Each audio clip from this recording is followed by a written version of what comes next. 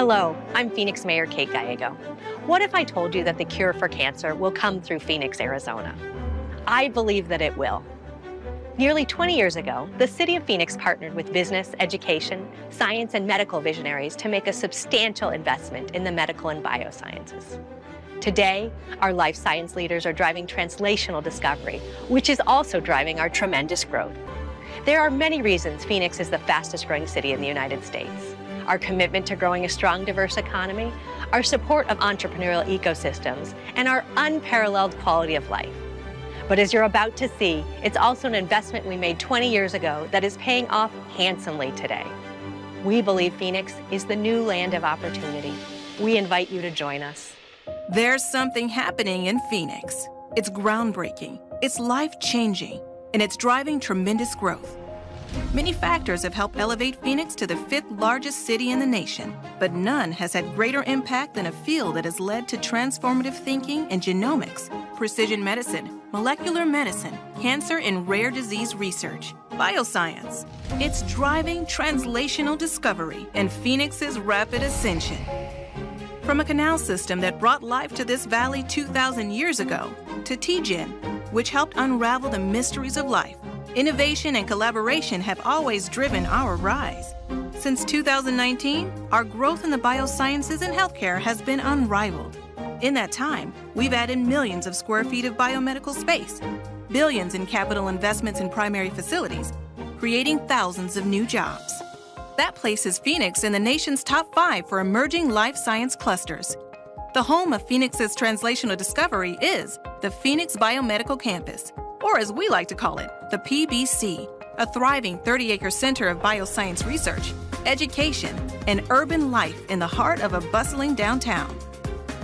Our welcoming culture of bold thinking and inspiring teamwork was born in 2002 with the International Genomics Consortium, IGC, and the Translational Genomics Research Institute, TGen, an affiliate of the City of Hope, a partnership that has spawned more than 25 companies and thousands of medical breakthroughs, including Cheyenne Analytics, Paradigm Diagnostics, and Viomics, which are now a part of Exact Sciences, along with Caris Life Sciences and Vidium Animal Health, all play critical roles in precision medicine.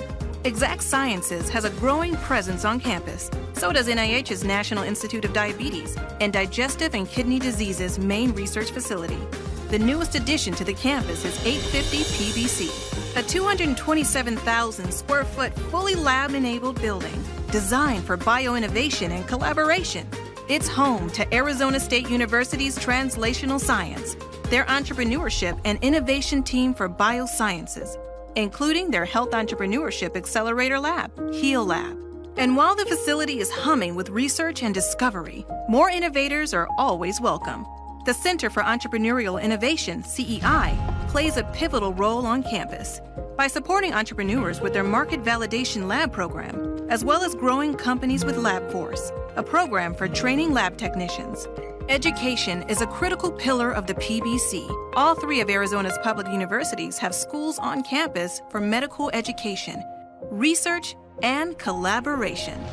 Nowhere else in Arizona will you find 3 state universities in one place. That's more than 15,000 students working together on or close to the Phoenix Biomedical Campus. Looking for collaborators for your research? The universities and innovators on the PBC have close access to critical core services and clinical trials to deliver the latest innovations.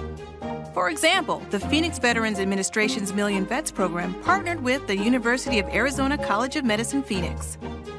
This concentration of universities creates a pipeline for talent and access to innovative entrepreneurs through universities and spin-outs of existing campus tenants. You also have access to researchers and physician scientists at the surrounding health systems and institutes of research excellence. To inspire the spirit of collaboration, innovators have direct access to on-site programs designed to encourage working together, both on campus and throughout the community. And innovators, there's still room to grow. 1.7 million square feet has been built, 6 million square feet at build-out. How is this drive for innovation and collaboration working out for us? From 2007 to 2019, the Phoenix Bioscience healthcare workforce expanded significantly, lifting all sectors of our economy, placing Phoenix among the top cities in the nation for startups and business creation. The PBC isn't the only reason Phoenix is attracting so much talent. Our quality of life is like no other. Did you know Phoenix is home to 3 of the 5 largest city parks in the country? South Mountain Preserve, the second largest city park in the U.S., offers more than 16,000 acres for hiking, biking, and horseback riding. Within our city limits, there are more than 250 miles of trails. We also have nearly 1,000 miles of bike paths and bike lanes. Worried about traffic? Don't be. 90% of those living in Phoenix have less than a 30-minute commute, shortest of any of the top 15 cities in the nation. And Phoenix Sky Harbor, one of the nation's busiest and friendliest airports, is also one of the most convenient. Only a 10-minute drive from the PBC. There are so many ways to escape the award-winning dining, our coffee shops and breweries, our music and festival scene, including First Fridays, the largest monthly art festival in the country. Like sports? There's plenty to root for. New arrivals also like our low-pressure attitude and how easy it is to fit in. We like to say, no one's a stranger here, and new explorers are always welcome. There's something happening in Phoenix. It's driving life-changing discoveries, industry-shaping innovations, and with so much room to grow, limitless opportunities. The future is Phoenix Bioscience. Join us.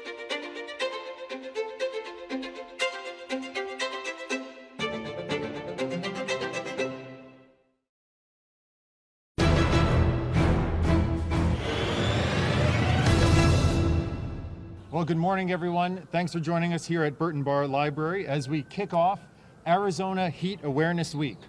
We're gathered today on the heels of Phoenix's first 100-degree day of the summer. Yesterday, we hit 102 degrees at Sky Harbor Airport. Arizona Heat Awareness Week recognizes that there are many more of these days ahead of us this summer, and that we need to be prepared as individuals, as institutions, and as communities to face challenges associated with our summer heat. Our event today also recognizes the critical role that you, our media partners, play in sharing information about community cooling resources and ways that residents can stay safe and comfortable this summer. Thanks so much for being here. My name is Dave Hondula, and I'm proud to represent the City of Phoenix's Office of Heat Response and Mitigation. Phoenix has the country's only publicly funded local government office focused on heat, created by City Council action nearly 2 years ago. Innovation in local government is a hallmark of Mayor Gallego's leadership, and that innovation certainly extends into our citywide work on extreme heat. It's my pleasure to welcome Mayor Kate Gallego.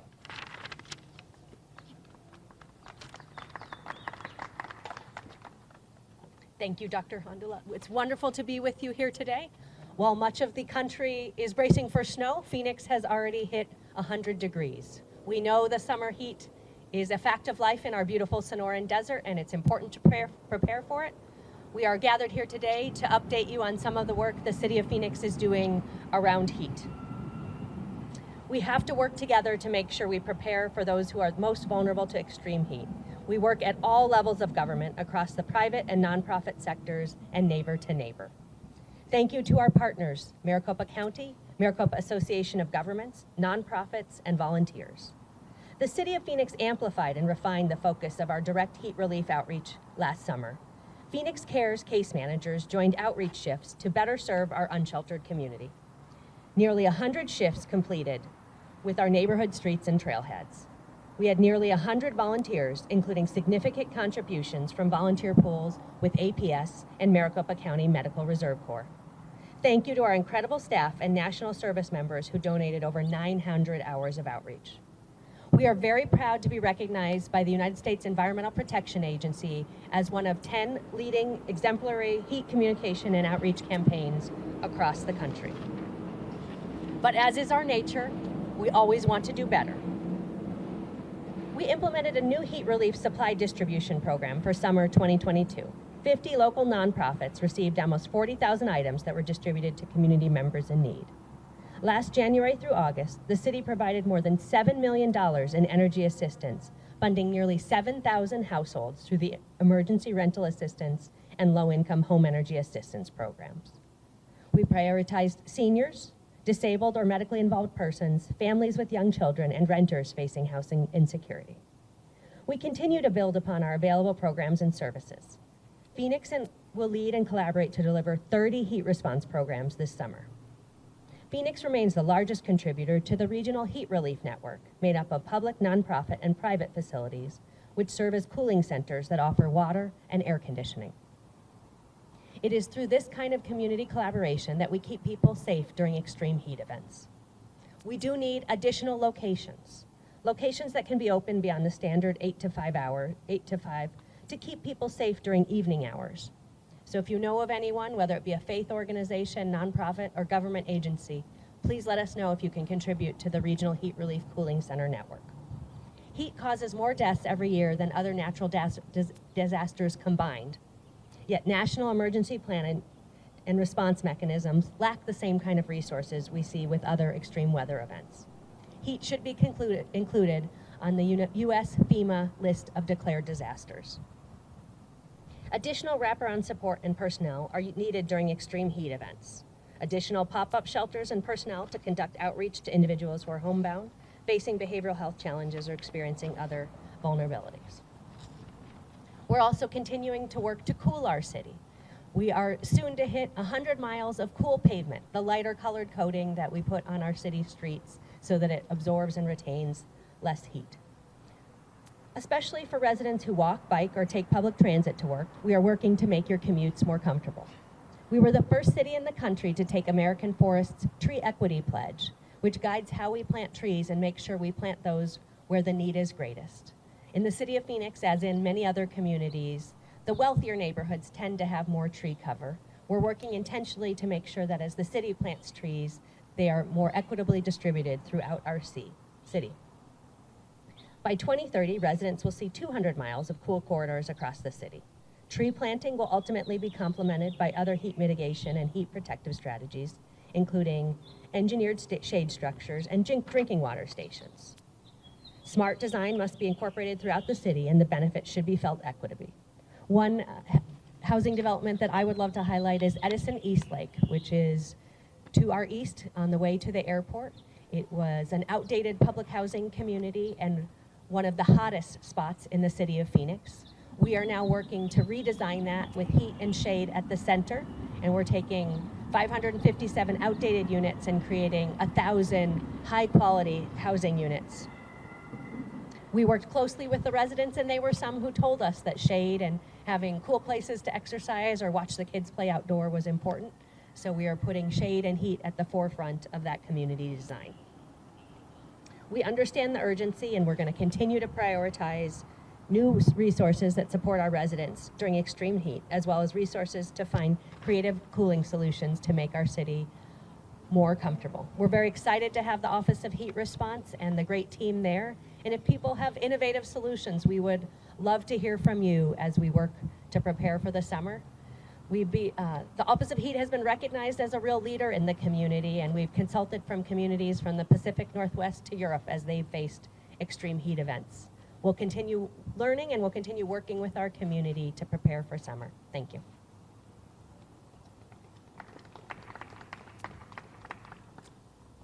Well said, Mayor. Thank you so much. As the Mayor alluded to, one of the critical threads through our regional collaborative work is recognition that some communities experience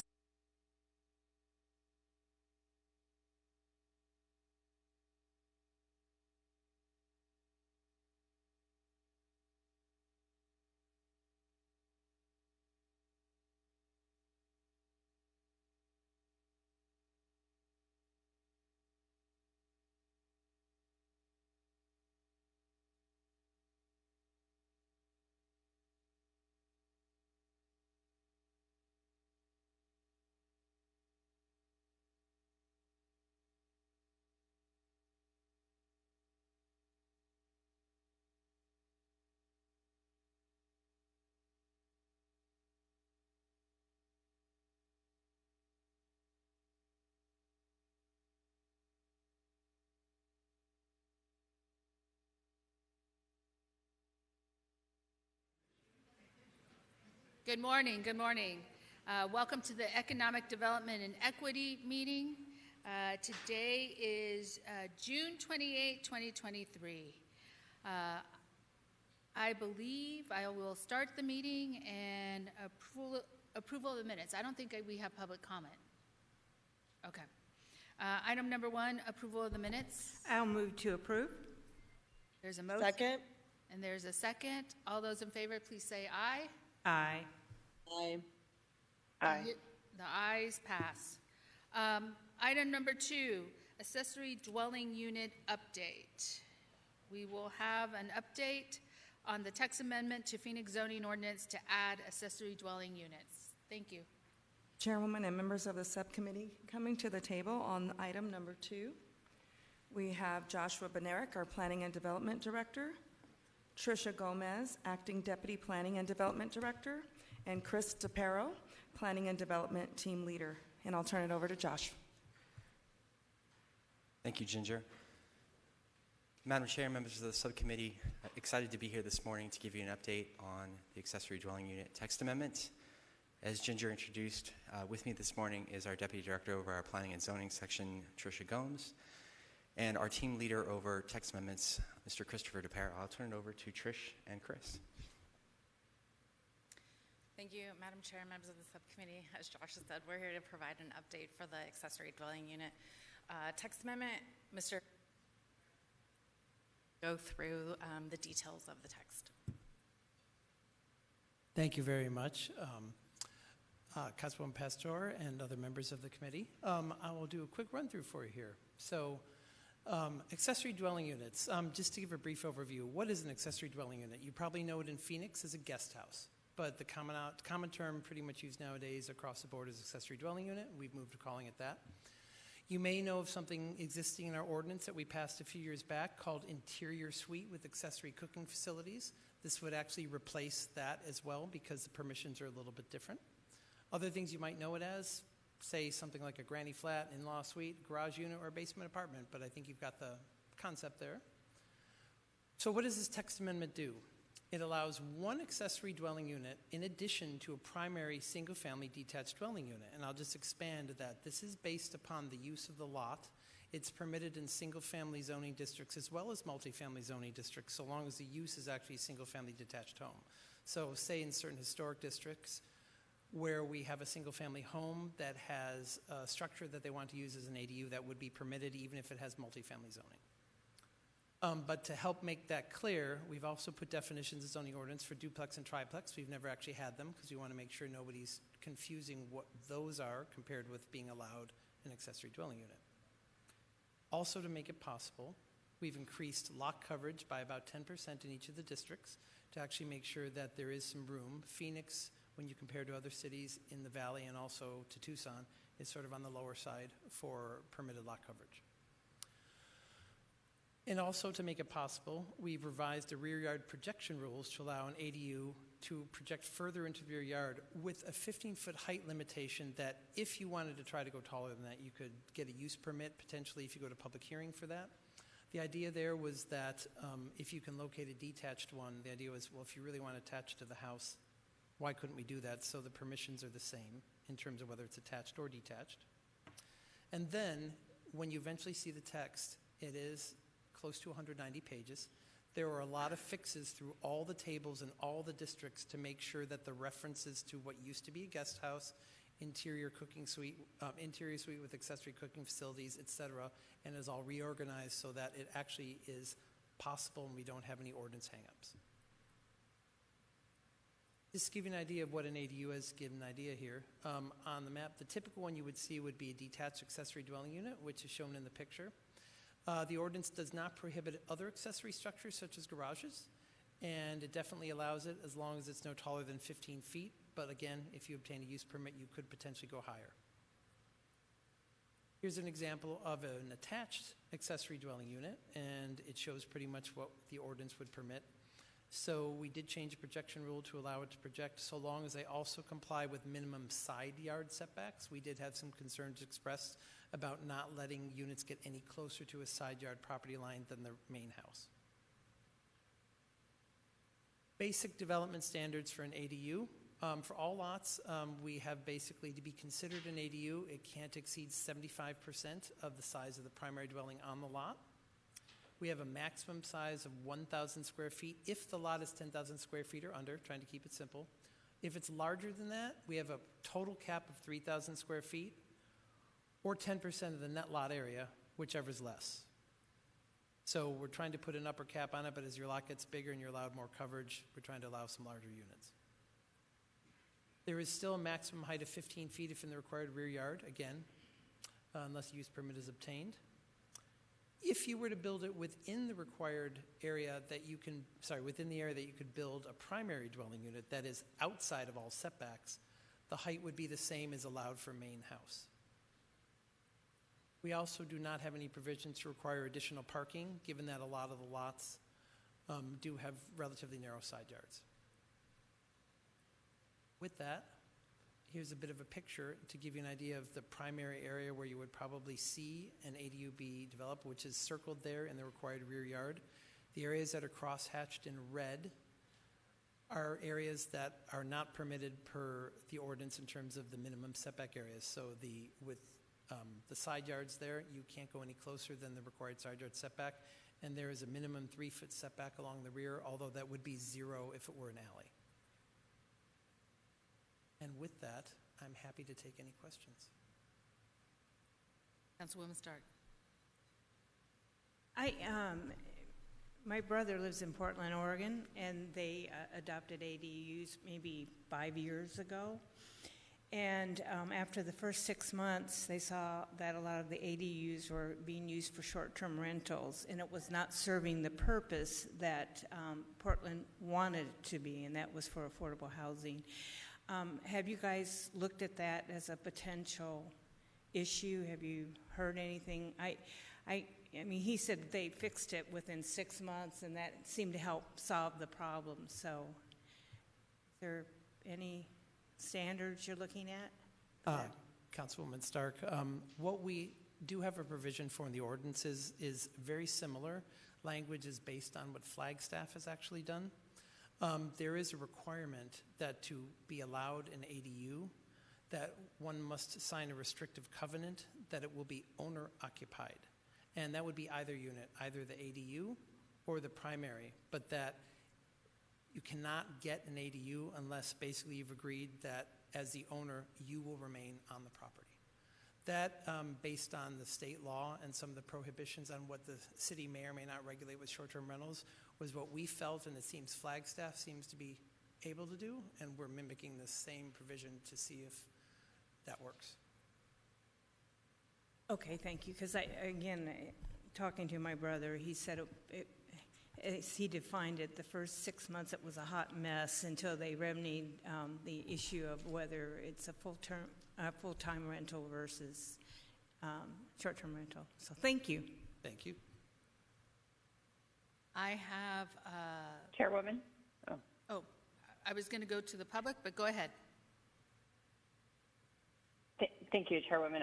I just want to follow up on Councilwoman Stark's question there, and our answer that the answer is that the owner must agree to occupy the property still. Does that mean the ADU as well? Councilwoman O'Brien, what it means is that one of the units, either the main house or the accessory dwelling unit, must be occupied by the owner. It doesn't matter which, but it is just one of the two units. So, in essence, though, that stipulation would not prevent an owner of the primary house building an ADU and making that ADU a short-term rental. Councilwoman O'Brien, no, it does not do that. We do believe that state law does limit our ability to put many restrictions on short-term rentals. Okay, and I appreciate that. I just wanted to clarify that, requiring an owner to occupy one of the buildings or either the primary home or the ADU will not prevent them from making the other a short-term rental. So I don't know if that really addresses Councilwoman Stark's concerns about what happened in Portland. I don't know if we have the capacity to do that legally. So just want to make sure that that's clarified. Thank you so much, Chairwoman. Chairwoman, I have some questions as well. Go ahead. Thank you. Thank you so much for this update. First and foremost, I'm very excited. Couple of questions. In terms of the barriers that would exist for someone to build an ADU in their yard, what does cost and timeline look like? For example, if someone has a 1,000 square foot house on a 5,000 square foot property and they want to build a 400 square foot ADU, what would you say would be the cost for them in terms of permitting fees, and how long would the turnaround take on average? Madam Chair, Vice Mayor Ansari, it'd be difficult for us to speculate as to what the exact permitting fees would be. It would depend on the complexity of the ADU. Is it very simple? Does it have a complex electrical system? So many of our fee structures are associated with the valuation table associated with the structure. What I would say is, though, looking at cities like Portland and other cities that have had a robust ADU program, there is a lot of information out there that basically highlights that the primary cost associated with an ADU is the ADU itself. I've seen estimates that permitting cost on average are going to be about 3% of your total cost, and I'd say that's accurate for what you would be looking at to see in Phoenix. Again, the bulk of the cost are going to be the actual cost of construction or delivery or installation of the ADU itself. Got it. Okay. And then I know Tucson has struggled a bit with the rollout of their ADU policy, and that some residents have had trouble taking advantage of it. What barriers do they have that our policy would remove? Councilwoman O'Brien, we did take a look at Tucson. Oh, I'm sorry. Vice Mayor Ansari, excuse me, I'm sorry about that.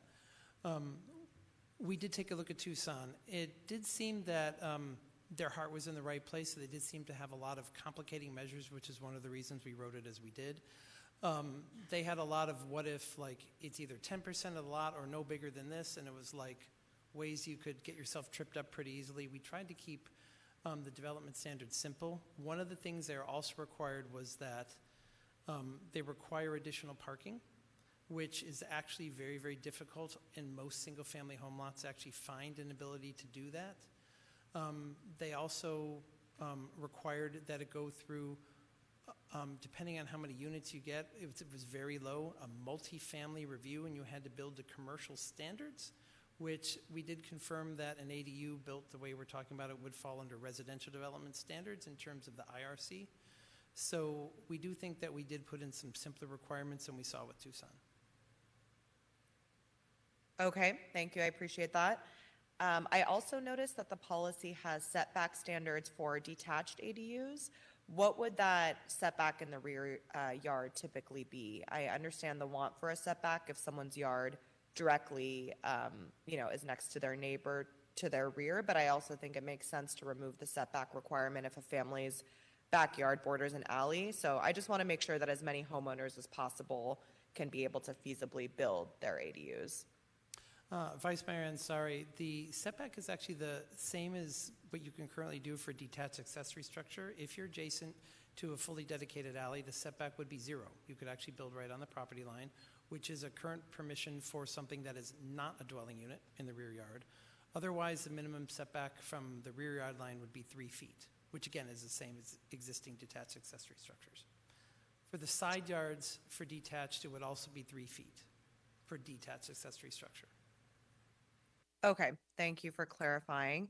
And then what zoning districts does this apply to? For example, if for a single detached home on an R3 lot, would they have the same requirements outlined in this text amendment as a similar home on an R1 lot, or would this be a different requirement? Vice Mayor Ansari, yes, it would actually be the same. The text amendment is written so that it's based on the use, not the district. The accessory dwelling unit is permitted in all residential districts, both single-family detached and multifamily. And if you have a single-family detached home on a lot that might be zoned R3, which is actually a multifamily zoning, as long as it's a single-family detached home, you would be permitted an accessory dwelling unit. So it's the exact same requirements. Got it. Okay. Well, thank you so much. I'm very appreciative of the work that you all have done on this. I think casitas are such a low-hanging fruit and obviously very much a partial solution to our housing shortage. But I hear from my residents very frequently about their support for this and just the ability for them to be able to build ADUs and house their parents, elderly residents, young adults throughout our city. I think it's going to be a huge, huge help. So very excited and very supportive of the policy. Thank you. All right, we have speakers on item 2. Brent Kleiman. Good morning. Thank you, Madam Chair. I have a couple of questions in regards to these ADUs, and I'll go through them, I guess, starting with the short-term rental question. Is there a possibility or a procedure? I believe some of the other cities have required registrations and licenses that somehow we can enhance our short-term rental requirements, that people are licensing and registering for those. And then my other two areas of questions are tied to historic preservation, the manner in which they are involved with these ADUs, if you can clarify that. And my last question is repurposing of garages and converting them into ADUs, and or building second stories on detached garages to create ADUs. Are those all thought for and included in this ordinance plan? So those are my questions, and however you can respond to those, thank you very much.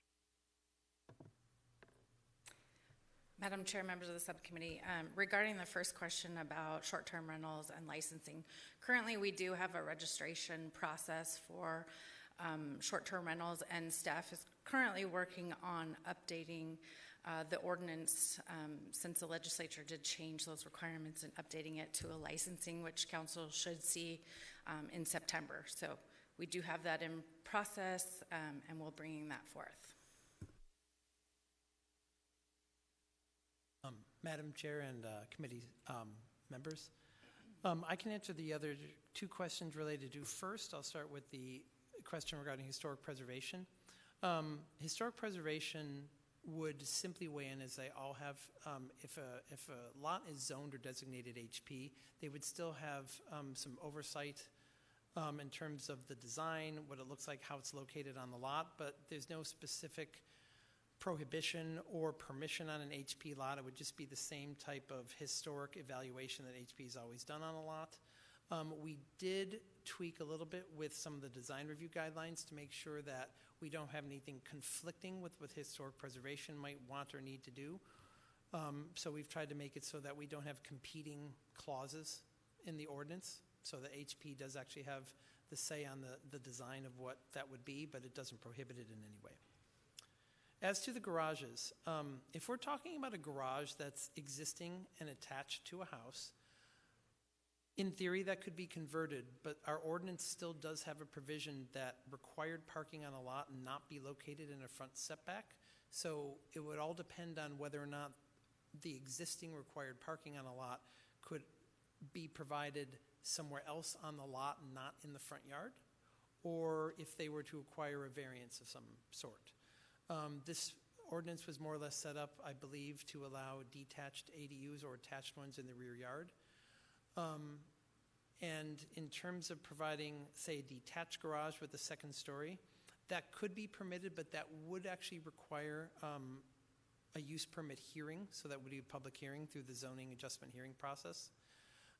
It's not in need of a variance. It doesn't need to prove a hardship. It would just be a test for fit, but it would require a hearing to do that. Thank you. Regarding the short-term rental, because that is a conversation, I will actually let the next speaker go, and then I'll make my comments.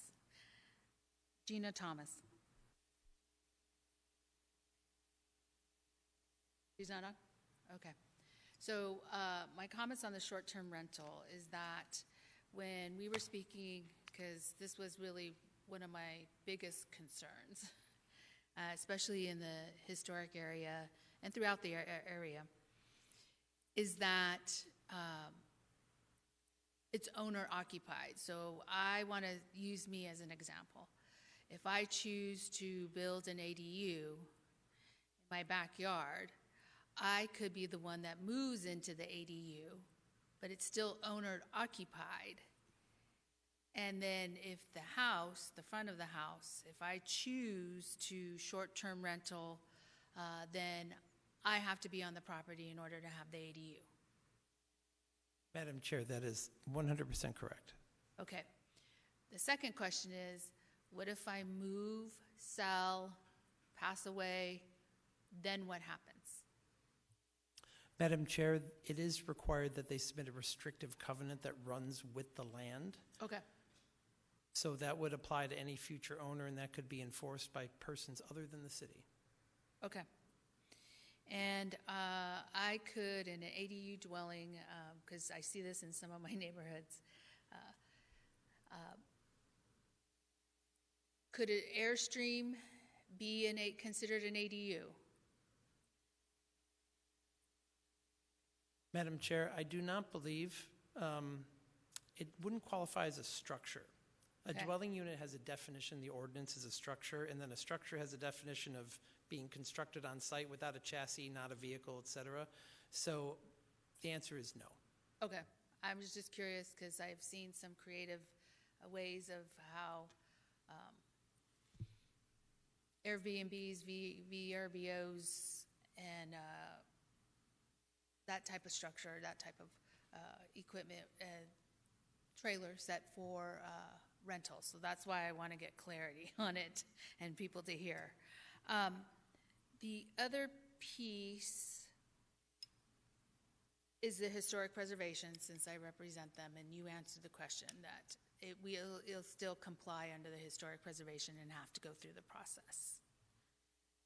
Okay.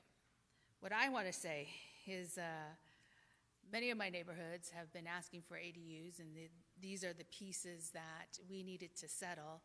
I think I looked up an email a year and a half ago asking about ADUs, and the conversation started, and we were really trying to figure out the dynamics of the ADUs.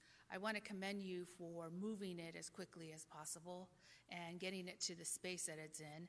We also were able to thank you for looking at all the other languages and seeing where the roadblocks were and being able to remove them so that this process can move quickly, and those that want ADUs and built them can do them.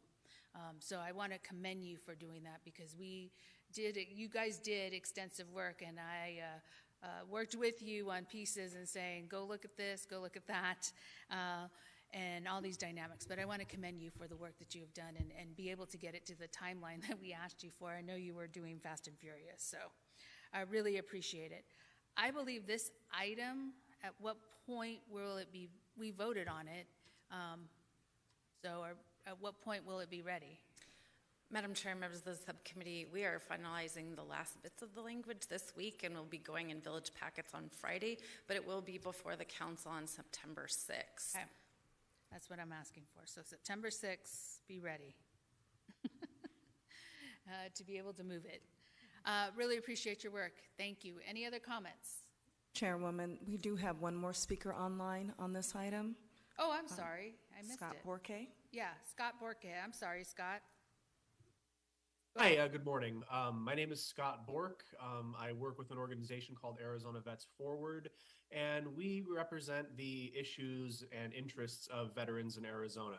I'm not sure if any of you are aware of this, but there are about 61,000 military veterans that live in the city of Phoenix. For comparison, that's more than the entire population of Lake Havasu City. And about 3,500 of those veterans are rated as at least 70% disabled by the Department of Veterans Affairs. That means that usually they are unable to work full-time and rely on VA disability pensions. Even the highest pension from the VA works out to be about $45,000 a year and comes with work restrictions so that they're not able or allowed to work full-time jobs. I'm speaking on behalf of a friend of mine in particular.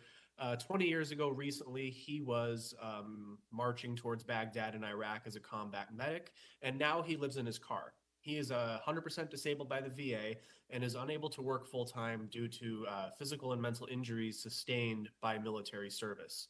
He is unable to afford living in a one-bedroom or studio in the city of Phoenix because of his VA disability and his inability to work. Having access to affordable housing like ADUs would help veterans like him avoid homelessness. You know, he's one missed paycheck away, one missed VA pension check away from being homeless. We acknowledge that ADUs aren't the perfect solution, but they go a long way towards ending veteran homelessness by creating supply to match the demand. This wouldn't just help veterans, obviously. What's good for veterans is good for everybody in Phoenix. But our homelessness crisis gets worse every day, and we can't afford to wait for a perfect solution. The ADU solution is the best one we have right now. Thank you. Thank you, Scott, for your comments. Completely agree. Would like to say I'm not sure why we hinder our veterans the way we're hindering with the guidelines or boundaries that are there, but agree that we do need more housing, also for veterans, but for everyone. So thank you. Thank you. Item number 3, housing choice voucher, waitlist opening.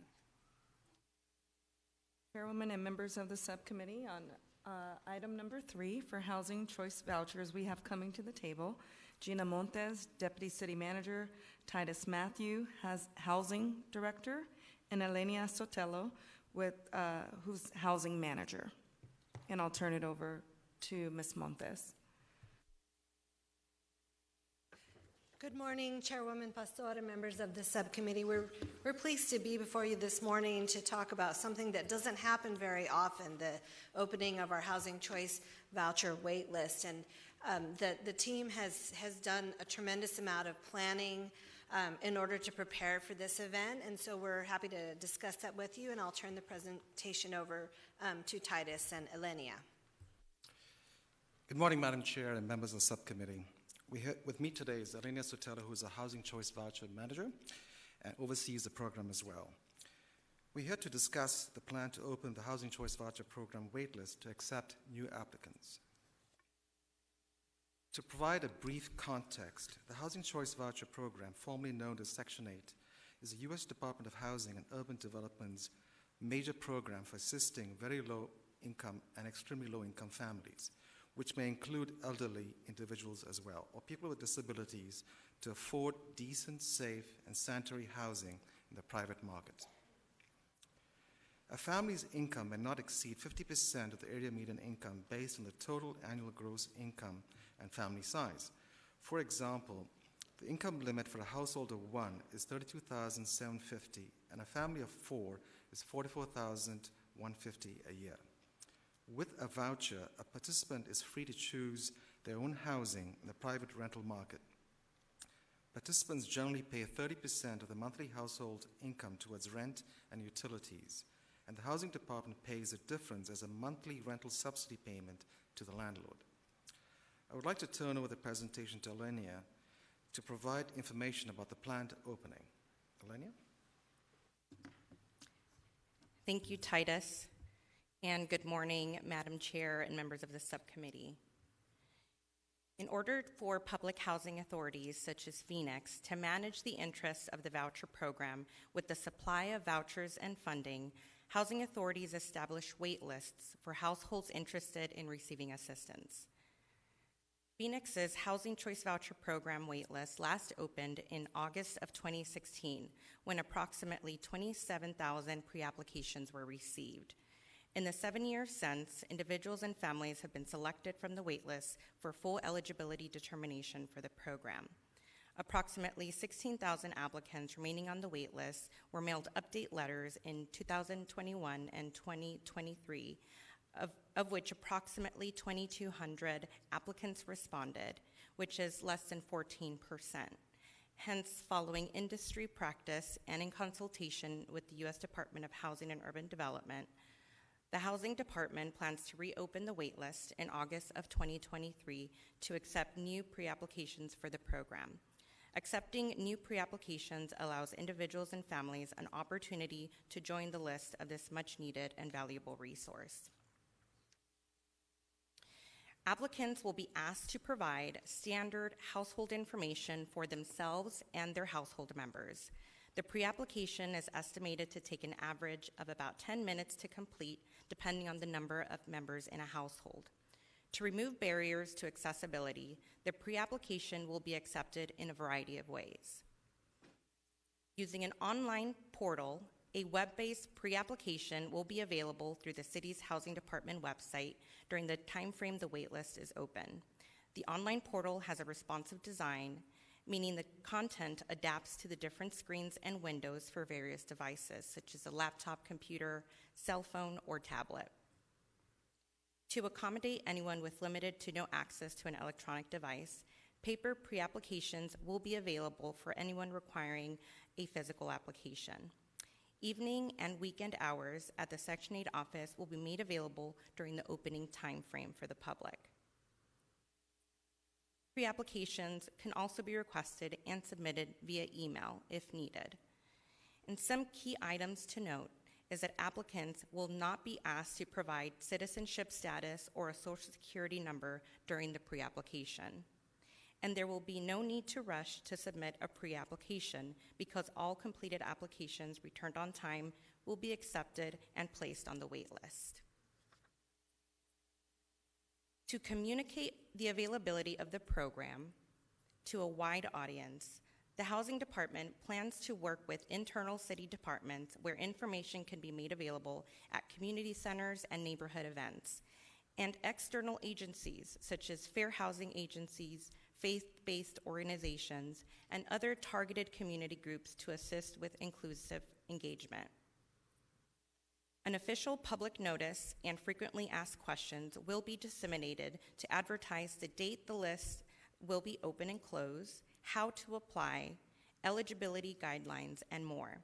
The department will publish a dedicated website, phone number, and email address specifically to field waitlist related questions and assist with any reasonable accommodations or alternate format requests.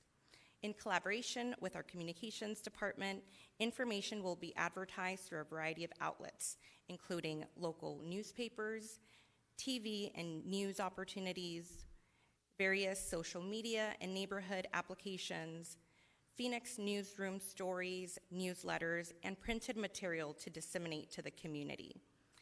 The public notices and pre-application will be available in languages that we have displayed on the screen, based on 2020 census data gathered for languages of limited English proficiency persons in the Phoenix metropolitan area. Given the various languages, outreach methods, and streamlining of the pre-application, we are confident we will reach a wide audience for this opportunity.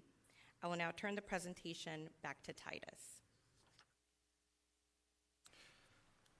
Once the waitlist is all completed, pre-applications received will be accepted and their placement on the waiting list will be electronically randomized using a computer program. An application received on the first day or the last day will have the same opportunity since this is not a first-come, first-served model. The first pull from the pre-applications with subsequent voucher issuance is expected to occur in fall of 2023. We are excited about the opportunity for new individuals and families to join the HCV waitlist and have the chance to receive assistance to help them maintain housing affordability and stability. Thank you for the opportunity to share this information about our waitlist opening, and we're pleased to answer any questions you may have at this time. Thank you. Questions? I think it's exciting that we have the wait list opening. I was here, I can't remember, but I remember that when we opened the wait list, we made sure that everything was set up. We did have some glitches, and so I'm hoping we've learned from the past in order for it to go smoothly, because we only had it open for a limited amount of time. So I think every one of you are new when we had it open. So those that are here, I think Ginger, you were here when that all happened, so please get some guidance from the experts. Titus, you were here, but it was under different leadership, so you were probably the behind the scenes looking at it and fixing it. Okay, thank you, Madam Chair. So thank you. I appreciate it. Thank you for your presentation.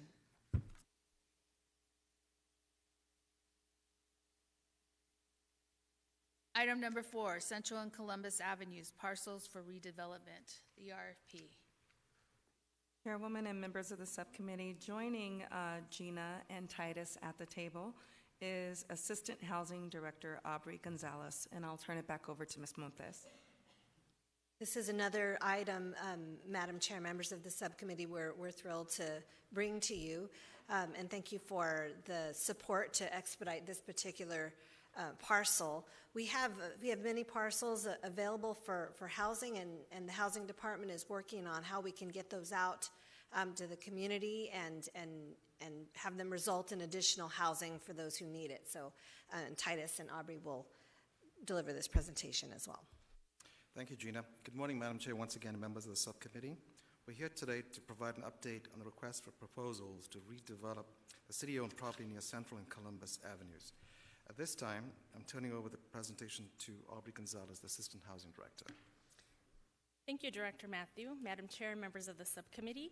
As a reminder, this site is located approximately 280 feet east of Central Avenue between Weldon Avenue on the north and Columbus Avenue on the south. The site is in close proximity to the light rail line, with the nearest station located less than 1,000 feet to the south at the Central Avenue and Osborne Road intersection. The site totals approximately 3.2 acres and encompasses 21 parcels. Zoning for the site is Walkable Urban Code Transect 57, which allows a maximum building height of 100 feet. As part of the third initiative of the Housing Phoenix Plan to redevelop city-owned land with mixed-income housing, this site was included on the list of parcels ideal for residential development that was approved by Mayor and City Council. At the direction of this subcommittee from the April meeting, staff conducted community outreach, gathered feedback, and addressed questions or concerns the community and property owners had. Staff met with the Midtown Neighborhood Association in May and June, and staff also met with the Encounter Village Planning Committee in early June. In addition, staff has reached out to the property owners adjacent to the site via email, phone calls, and mailers.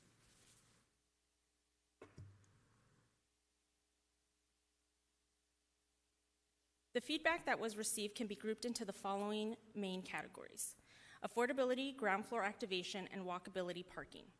Under affordability, the feedback not only reinforced the need for more affordable units, but also to try to ensure that the affordable units in this project are reasonably sized and have no distinction between the remaining workforce and market rate units. For ground floor activation, it was suggested to have community spaces open to the public, along with commercial amenities that serve both the residents and the community. Under walkability and parking, the feedback emphasized the need for high-quality streets that are walkable and bikeable with plenty of trees and well-maintained landscaping. This included considerations for how best to incorporate parking within the project, such as underground or podium options. We also wanted to provide a brief overview of the rezoning stipulations for this site that would apply to a future project. The site was rezoned to Walkable Urban Code in 2019, and as part of that process, the following stipulations would apply to the development of the site: an open space area, shaded pedestrian access ways through the center of the property, east to west and north to south, secure bicycle parking, and that site plans and elevations must be reviewed by the Encounter Village Planning Committee prior to preliminary site plan approval. In terms of the scope for the RFP, the intent is to outline the following criteria and goals that proposals must meet. A minimum of 50% of the units in the project must be affordable. Affordable means 80% area median income and below, as defined by HUD annually. As part of the affordability, 75 project-based vouchers must be utilized, which will ensure the long-term affordability of the units. These vouchers will be Choice Neighborhoods off-site replacement units. The remaining units in the project can be a combination of workforce and/or market rate units as proposed by a developer. Given the location and zoning of the property, the goal is to also develop a mixed-use project.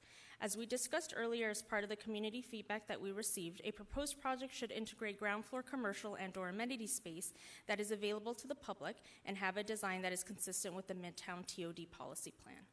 And finally, a proposed project must consider entering into a ground lease agreement with the city or partner with the city as a co-developer. We plan to issue the RFP later this year once staff have gathered any additional community feedback and conducted final due diligence work in preparing the RFP.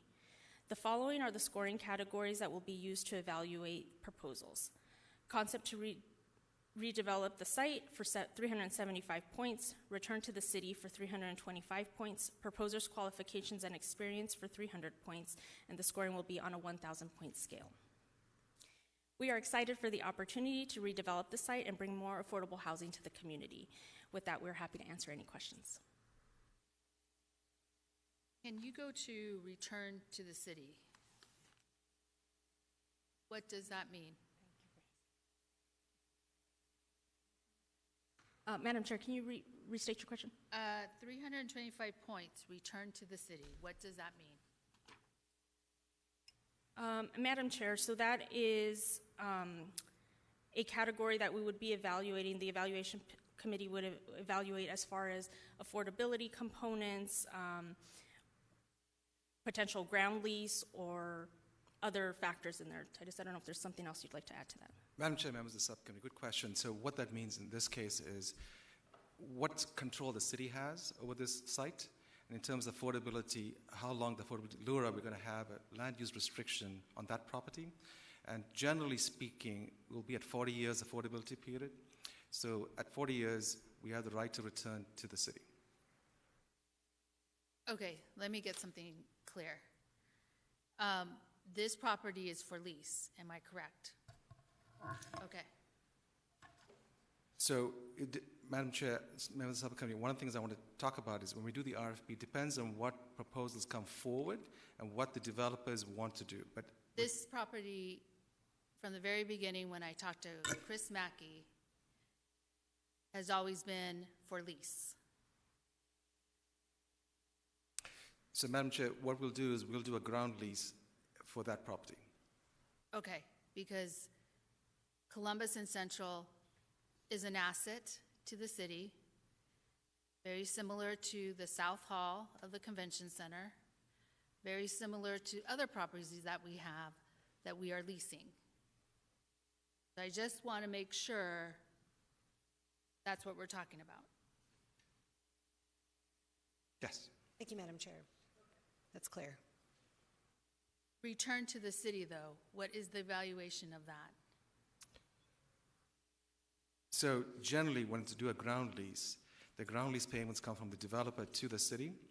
And generally, in this case, we'll have to fine-tune the deal, probably make it a 99-year lease to come back to the city, and then there's going to be payments along the way.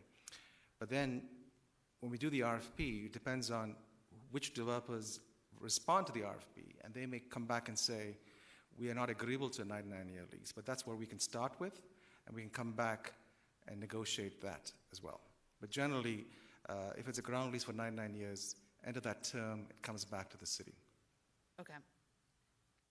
And at that point, they could determine, and after 99 years, they can determine, whoever's sitting here, I'll be gone by then, they could determine that if they want to keep the property, which would generate money for the city, or if they want to sell it and need the money at the time.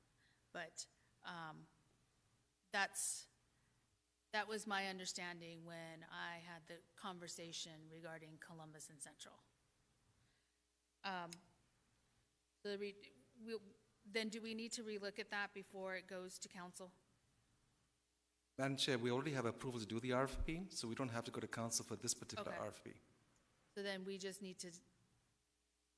We will take your comments into consideration. I guess, in the return to the city, what does that look like? So, Madam Chair and members of the subcommittee, so basically this is procurement information that they're going to use to evaluate each of the proposals. So what they can do in regards to return to the city as just being one of the criteria that they're going to be evaluating and scoring, they can take the comments that you've provided today into consideration. And Madam Chair, I'll add that we're happy to come back with further details and brief you at a later date when we have those more fleshed out prior to releasing the RFP. I think that would be great for all of us to understand what the return to the city is. Sure. The other piece that I was looking at,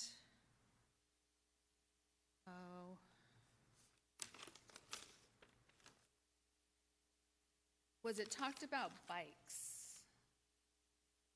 Having, I guess, area to store bikes. item 4.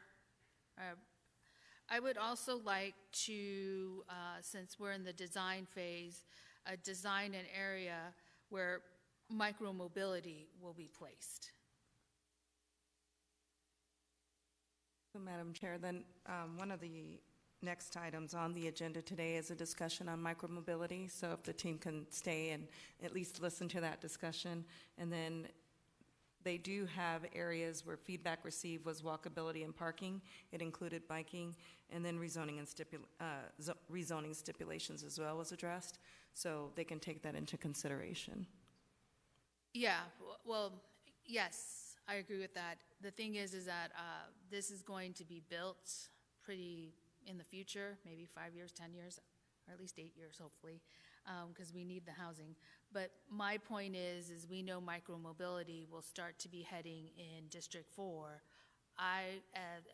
We have an opportunity to build an area or have a space where the micromobility, scooters, e-scooters, bikes, whatever it is, has an area to be parked versus on a snap to a tree or to a lamp post. No, I guess you can't do that, it's too wide, but to a sign.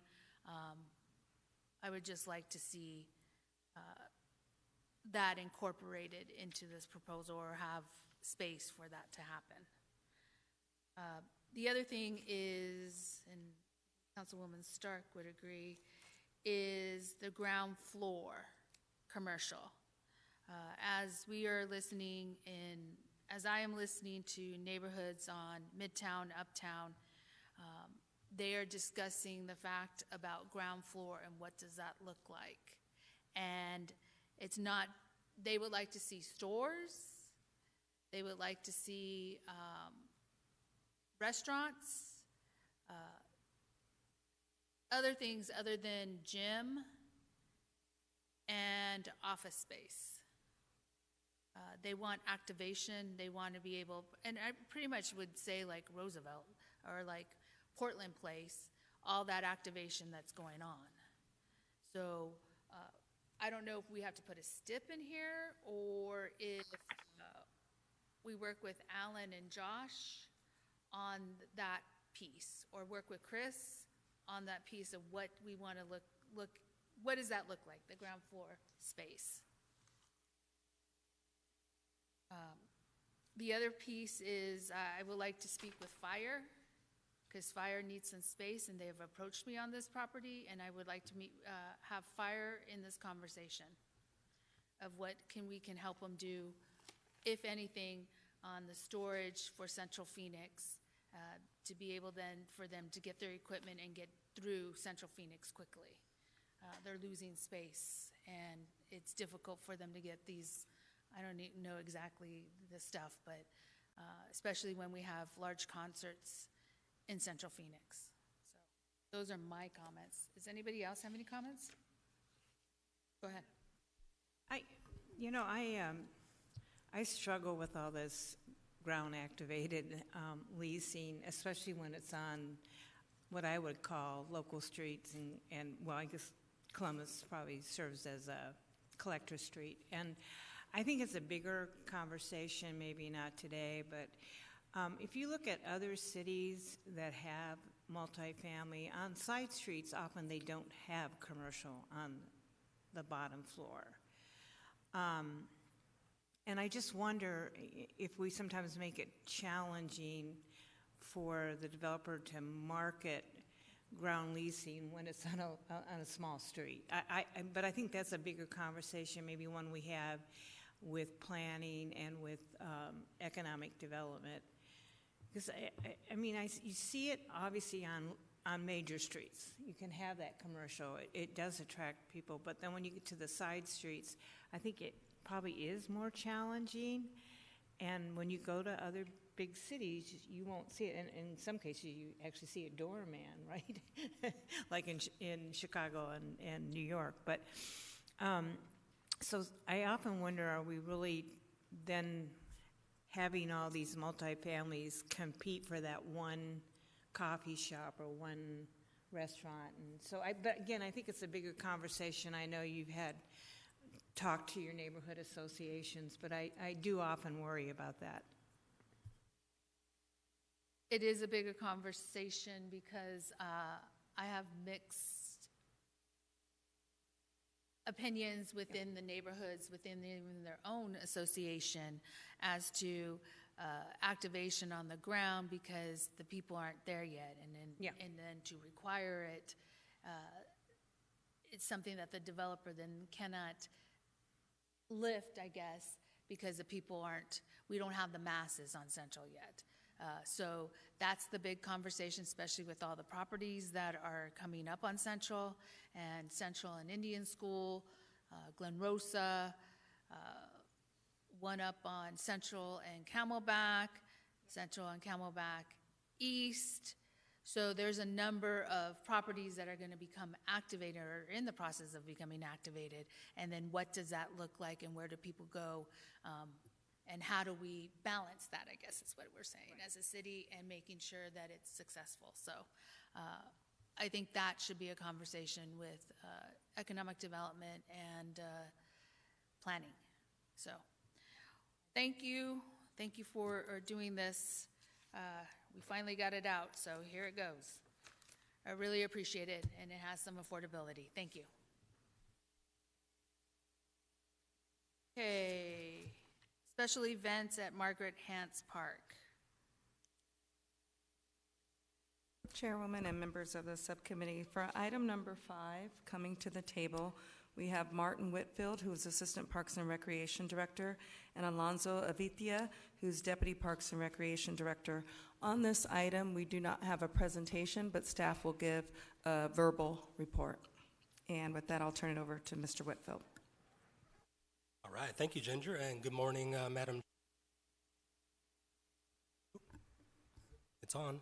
Can you hear me? Okay, all right. Like Ginger mentioned, we are thrilled to be here this morning to talk about the Hance Park reservation system. And like Ginger also mentioned, Deputy Director Alonzo Avitia from our downtown division is here to provide that summary, so I'll turn it over to Alonzo. Thank you, Marty. Appreciate the Madam Chair, members of the subcommittee. Appreciate your time today. Just a little summary and overview of Hance Park. Obviously a very dynamic space for a lot of different reasons. It's a space there for the general community who live close by or nearby to frequent constantly. There's a lot of amenities in that park, be it a dog park, obviously open space, playground, newly installed garden as well. So a lot of activities and general activities for the day-to-day. There is opportunities as well for the community to come in and do some reservations in different scales. First reservation could be potentially a Ramada reservation. So that's the smaller scale kind of activity where it might be a birthday party, a gathering, a business type of scenario where they come in, usually under 50, and reserve one of those spaces. Or just use the open space if a reservation is not needed, of course, under 50. We do move into special activity requests that are managed through our department as well. Of course, either electronically, phone calls, our offices. We do provide the variety there for people to interact with that special activity request. That is typically over 50 people. There is a little bit of infrastructure, be it a pop-up, a little more formal, and they want to make sure a date is available and a space is available as well. It does give us an opportunity to provide some general information to that reservation about parking, about access, because we are obviously in the middle of downtown Phoenix there, and that is limited in a lot of ways as far as general parking and access points. So we definitely take that time to do that. We do move into another category, which is major special events. Major special events could be a variety as well, but within that, typically you're looking at over 1,000 people. There is typically some form of information to our governing parks board as well. There might be liquor, there might be that type of permitting process that's required for that event, and street closures. That type of event, although the volume is less than obviously throughout the year, you are looking approximately 20 to 25 throughout the year, and vary in scales as far as what's considered a major event there at Hance Park. So each one is independently reviewed through an application process as well. It's really based, and we're able to pivot very quickly with that event producer to determine what their needs are. And typically that lands in a time frame, dates, of course. That does include loading that in, the event itself, and loading out, street closures, and mention permits as well. We are fortunate to have a great partner of ADOT, and we do partner with them as well for larger special events. So that is something unique, and obviously something that we take very seriously when we're working with special events as well, when we're working on the bridge there over the deck. So those permits do apply depending on the event producer's layout. That typically is a weight restriction scenario. Of course, you can imagine a stage or something like that and where it's placed, and we have to work with ADOT for that. Additionally, for that, we are planning sessions. There are obviously very specific planning sessions with the event producer to make sure we understand, one, from an operational standpoint, how that impacts the space, because we want to make sure it's there and available pre and post those events, but then also obviously be able to communicate with our surrounding communities there. And that includes several stakeholders. There are several stakeholders who are on that campus of Hance Park. You have obviously the library, for example, Irish Cultural Center, Phoenix Center for the Arts. They're all doing great things out there every day and day in and day out. And that is their backyard as well. So obviously that communication needs to happen there. There are sometimes some strategic and obviously conversations related to that to make sure those stakeholders understand the dates. And obviously dealing a lot with street closures and parking is primarily the main communications that we have related to major special events, because that impacts, again, not only the residential population, but our stakeholders around that park as well. Again, a very important piece as far as Hance Park, 32 plus acres, a variety of amenities for the community, both day to day, which is the majority of that time that the public is able to spend at park. It's really kind of an open play kind of scenario. And then moving into special activity requests and major events is also hosting those major events. Obviously, when you think major events, most recently you think about the Super Bowl, for example, so that's a very unique scenario there, whereas the impact was a little larger because of the scale and the size of that event. But typically, that ongoing communication with our stakeholders, our residents, does help. And when obviously, if there is a challenge that comes up, there is the opportunity to consistently talk and try to figure out if there is something that we can do collectively, meaning the City of Phoenix, the Parks Department, and of course the event producer and that specific stakeholder or residents to determine if we can adjust to try to all live well within that Hance Park campus. With that said, just wanted to give you a quick overview of specifically the special event components of Hance Park, and I'll turn it over to Marty. All right, thank you, Alonzo, and Madam Chair, members of the subcommittee. That concludes our summary, and we'll be happy to answer any questions. So the reason why I have this here is because I've heard concerns. And I do have a public comment, I believe. I have heard concerns from vendors regarding some of the special events permitting and the cost. I have heard from others about shutting down the parking, and then by shutting down the parking, you're shutting down their business. In particular, Japanese Garden, the Irish Cultural Center, Phoenix Center of the Arts, that when that happens, it affects people coming in and out of their establishment, and basically they have to shut down, which means it doesn't generate revenue.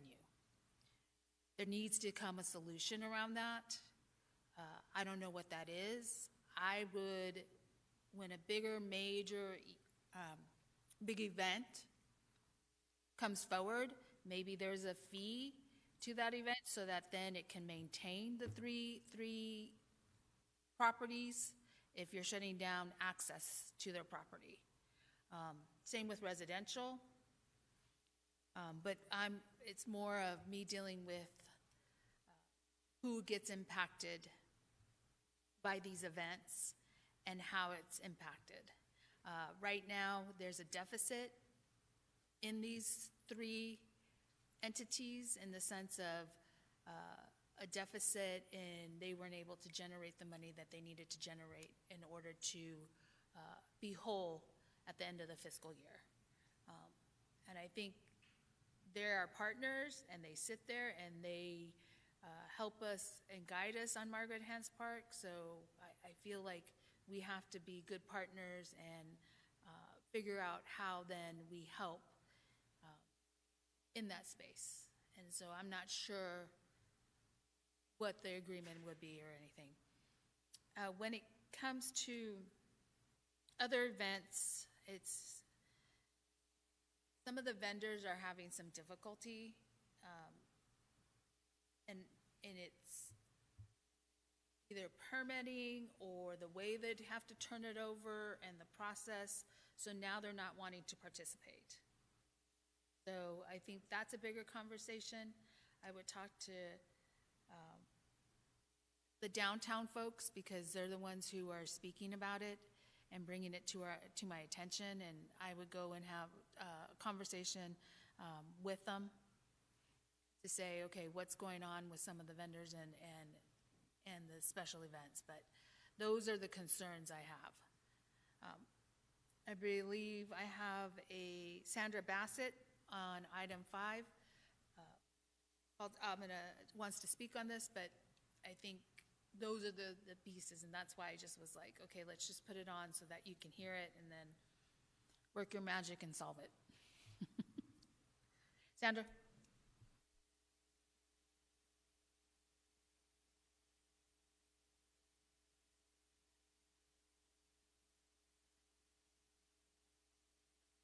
Well, my voice is loud enough. Thank you.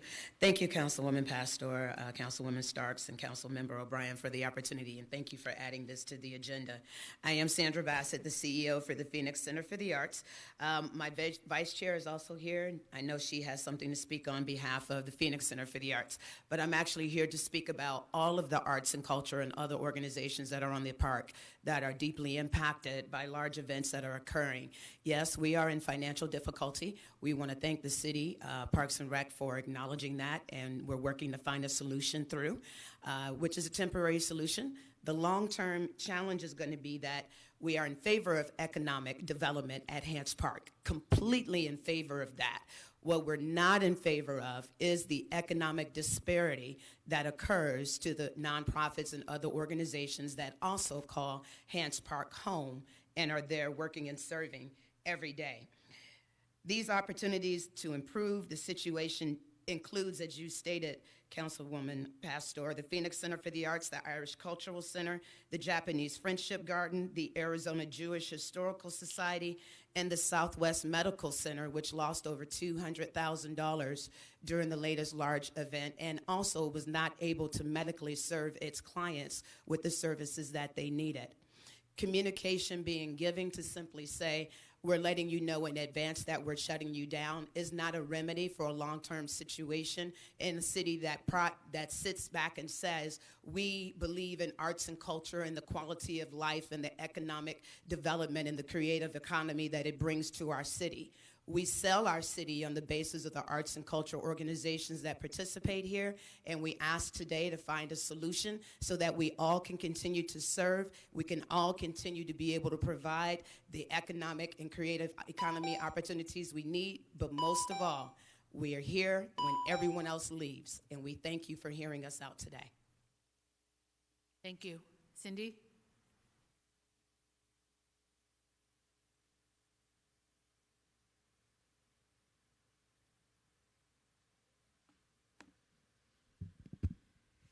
Madam Chair, members of the subcommittee, thank you for allowing me to speak today. Alonzo, thank you for your presentation as well and being very comprehensive about that. Madam Chair, you said it all. You pretty much took my talking points. We are excited about Hance Park. Hance Park is an amazing asset to this city. What's been happening there and what will continue to happen there to be an economic driver for the city. But the increased number and size of events that have been happening there and will continue to happen there really do have an impact on the Phoenix Center for the Arts. Again, I'm Cindy Gahn, and Vice Chair for the Board of Directors for Phoenix Center for the Arts, just speaking on behalf of PCA. It's resulted in a loss of revenue for us, and that's happened because of seasonal displacement, because of the activities that have been happening around the park. Obviously, sometimes we lose access to our building, sometimes we lose access to the associated parking, whether it's in the parking lot or even with street closures. So we can't conduct business as usual. Wasn't the case back in the day when we first became a tenant of that building, so the landscape has changed. So our resident organizations also experience this, as do the students, as do those renting the theater. So it's had an impact on us, and I respectfully request that you consider this for our organization going forward when making plans in the park. Thank you very much. Thank you. Does anybody have any comments? Okay, so I'm assuming, and I won't assume, so I will just say I'm hoping, not even hoping, I would like you to meet with those that have concerns. So just keep me up to date, or let me know where we are, if there's a solution to it. Madam Chair, members of the subcommittee, we most certainly will, so thank you. And I think the other piece that we need to start looking at, because I know at Indian Still was supposed to be the second area of activities or events happening, and so maybe that's how we balance Margaret Hance Park and Indian Still. So people are watching Indian Still, they want Indian Still, and I just highly encouraging parks to start activating it. So those are my comments. Thank you. Appreciate you. Shared micromobility, item 6 is shared micromobility program update. Chairwoman and members of the subcommittee, we have Alan Stevenson, Deputy City Manager, coming to the table, Kenny Knudsen, our Street Transportation Director, and other guests. I'll allow Alan to introduce them, and with that I'll turn over to Mr. Stevenson. Thank you, Ginger. Madam Chair, members of the subcommittee. This item is to present an update on the utilization of electric scooters and electric bikes in the shared micromobility program. Mr. Knudsen's here to kick off our presentation, and I'll let him introduce the providers who are up here to answer any questions if you have them. Thank you. Thank you, Alan. Madam Chair, members of the subcommittee, this update we're going to cover today will cover the utilization and compliance for bikes as part of the shared micromobility program and provide some data related to it. With me, I have Charlie Mastaloni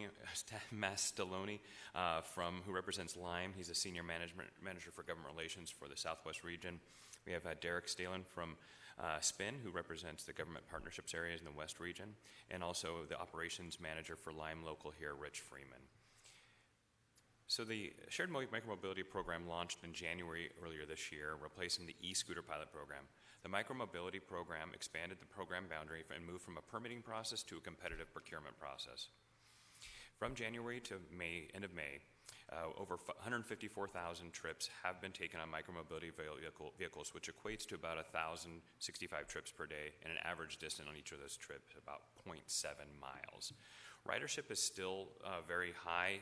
Ridership is still very concentrated in the downtown area. You can see from the map there, the more purple colors show the higher concentration of trips. We are seeing increasing interest in the northeast section of the program boundaries as well.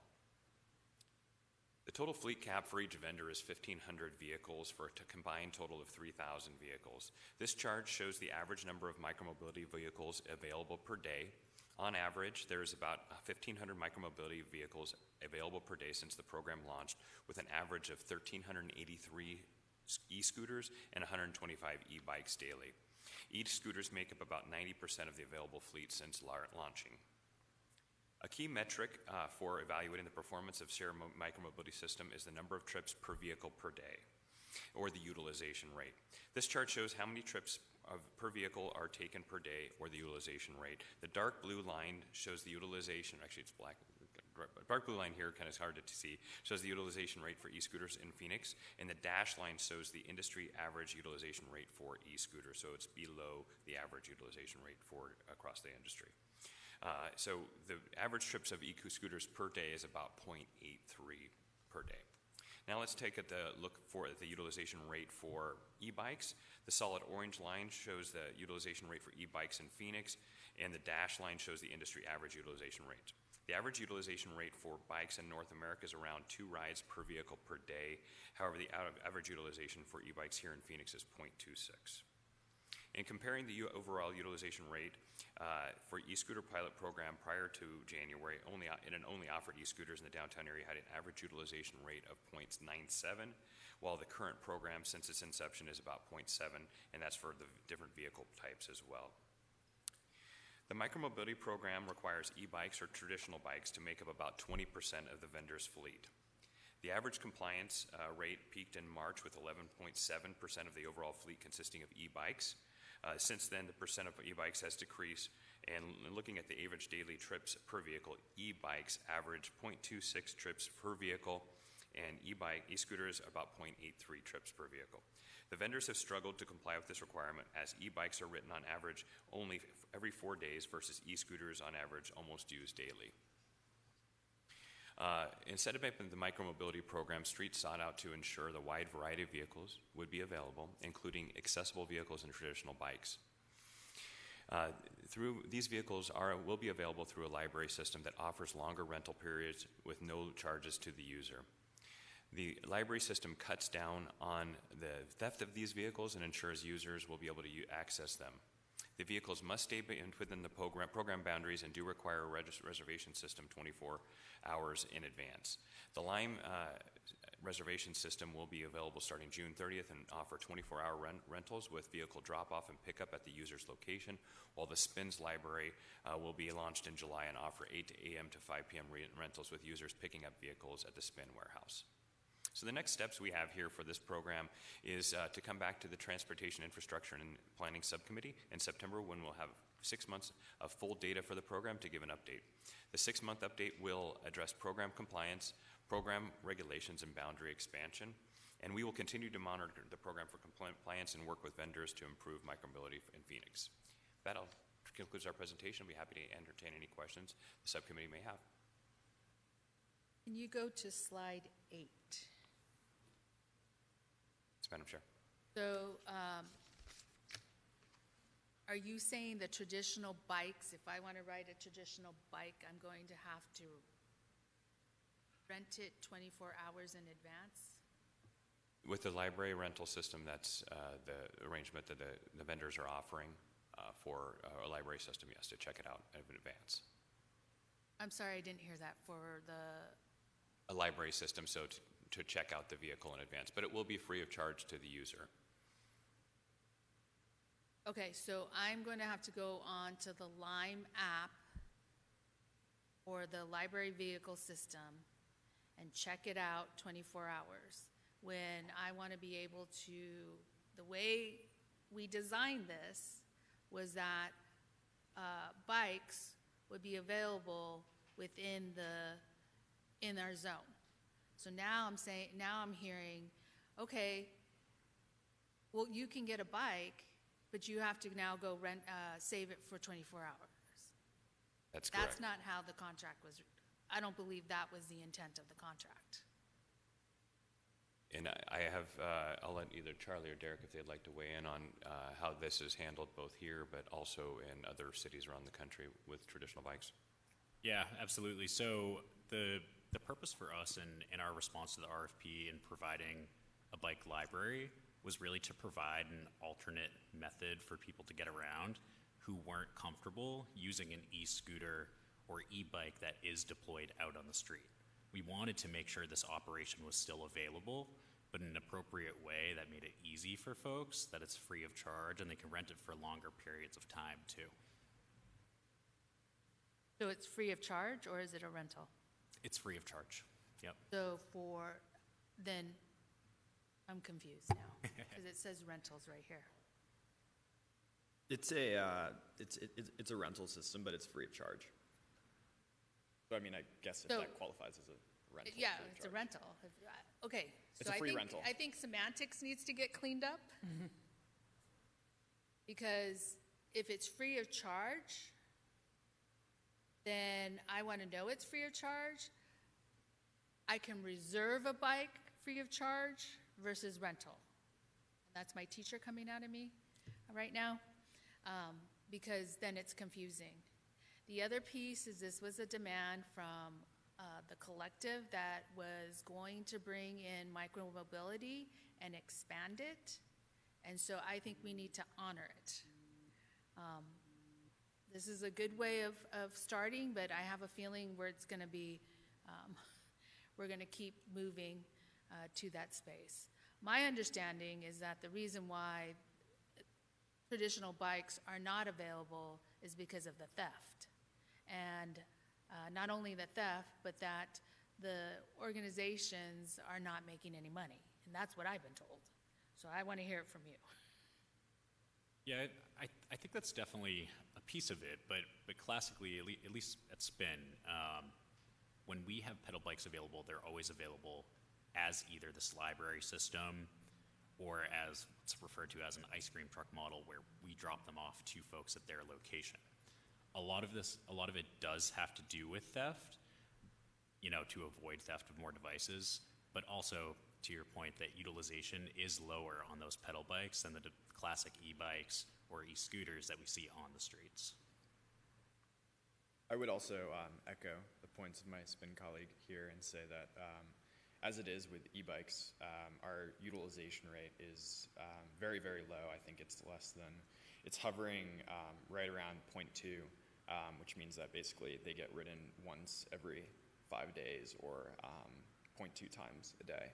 And so coupled with what we anticipate will be the lesser demand for pedal bikes, as the majority of folks from our experience in operating e-bikes in different markets, like e-bikes are always going to be the significantly more popular option, just of course because the e-assist, you can get faster from point A to point B, and so utilization rate certainly plays a role, but then I would also echo that theft as a whole would be a significant barrier to us because e-bikes aren't powered in the same way that, as pedal bikes aren't powered in the same way that e-bikes are, it's harder to, of course, keep track of everything and harder to overall ensure that, unfortunately, people just don't take the bikes and run off with them.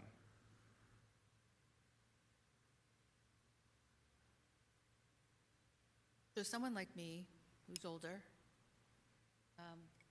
won't even dare to get on a scooter just because I think I can balance it, but I don't want to attempt it and hurt myself and then end up being somewhere damaging my body in a way that I cannot recover. So, but I'm daring. I will be daring like that. An electric bike for me, and maybe it's the generational gap.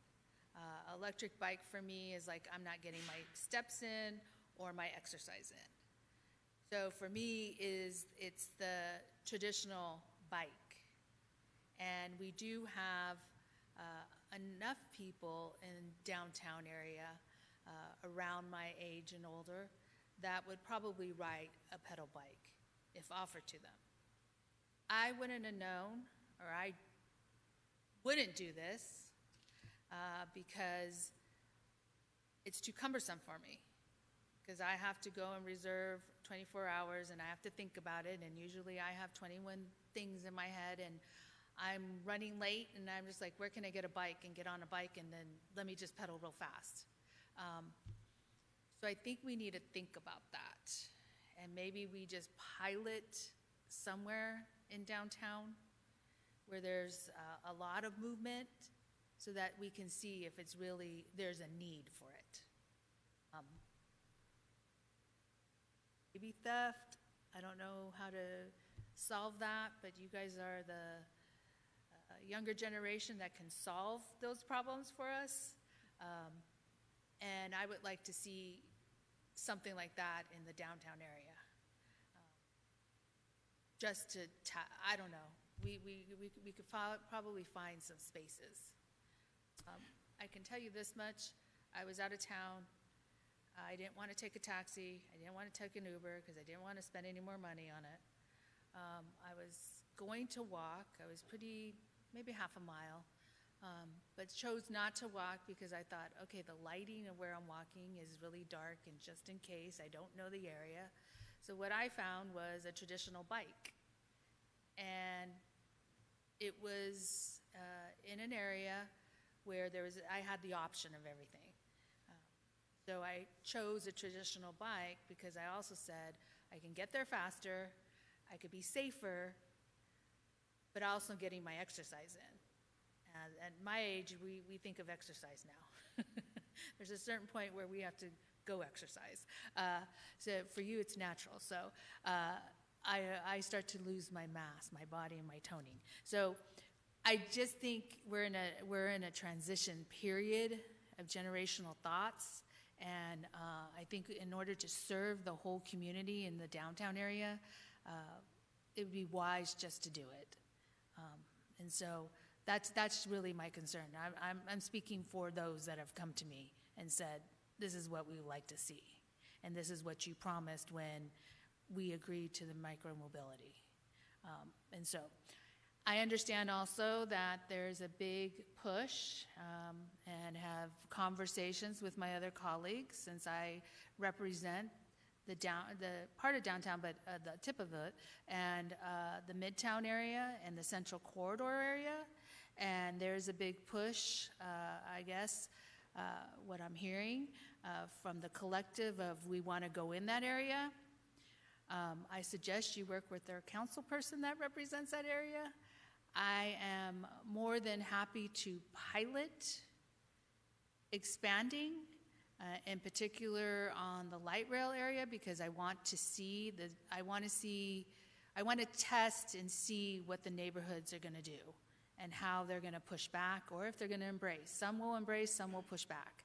And then I think also being able to identify where they will be parked or land, or I don't know, be placed, so that then we see how the neighborhoods are going to say, we don't want them in here. So that's why I want to stay on the light rail route. Begin there and see what happens. Sometimes they're in the way of walking, and that's what I've been watching on 7th Avenue. They're just parked kind of like right in the middle. So we have to figure that out too. Just identifying spots, or maybe on the app or somewhere where this is where you can leave it. So those are my concerns on 7s, on light rail, on the 7th Central. The sidewalks aren't wide, so I'm not sure how that's going to be handled either. So thank you. So when you come back in September, you will be providing us with maps of the areas you want to expand? Madam Chair, Councilwoman Stark, members of the subcommittee, we can include that as part of our presentation. I think our primary focus was to obviously bring back all the data we have about the first 6 month operation, talk about what is the successes, what are the challenges we're seeing, and then I think what we had talked about either at this subcommittee or at your subcommittee was a potential for a third vendor. There was conversation at council at one point about that, and then looking at a program boundary expansion. So we can incorporate some maps of potential expansion options at that time. I think that would be helpful, especially with what you're just describing. I think, quite frankly, I see scooters at Carolyn all the time. So it's happening in other parts of our city anyway, probably because of Scottsdale, because we share the border, and I know Scottsdale allows them. But I would be interested if you would take a look, see at some of those areas as well, because I think it's just happening already, and I'm not sure, but I know every now and then when I'm out walking around there, here comes the scooter. So I don't know if it's your guys' companies or if it's just maybe someone owns one, but I just suspect it must be coming from the Scottsdale side. So, but they seem to be pretty popular. So I think it's worth looking at some of those locations as well. Thank you. So thank you for being here. Madam Chair? Yes, go ahead.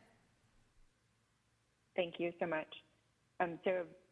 First I want to make a statement of support for your comment, Madam Chair, on the Coulter property, and that is, as we build, have more development come into these areas, I think that a specified space for micromobility is very important, especially, some of our sidewalk areas, as you mentioned, are narrower. So I think that we should be including that in our RFP on that item. And as it relates to our folks here today, I'd like to hear why they think that the bike utilization is so low.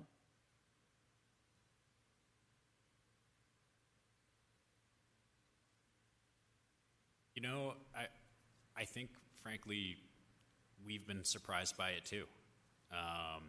Because ridership historically, as was pointed out earlier in the presentation, was higher at a point in time in Phoenix. Generally speaking, e-scooter ridership does tend to be much higher than e-bike ridership across the board, though.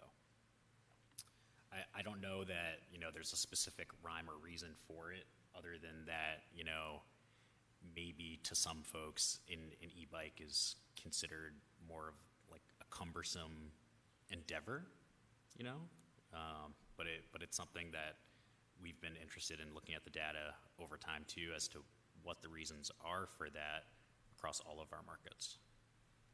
I think it's a great question, and we're still trying to determine exactly why the utilization rate isn't as high as we would hope. But I think, honestly, a major reason why we believe that might be the case is just the program boundaries as it exists now.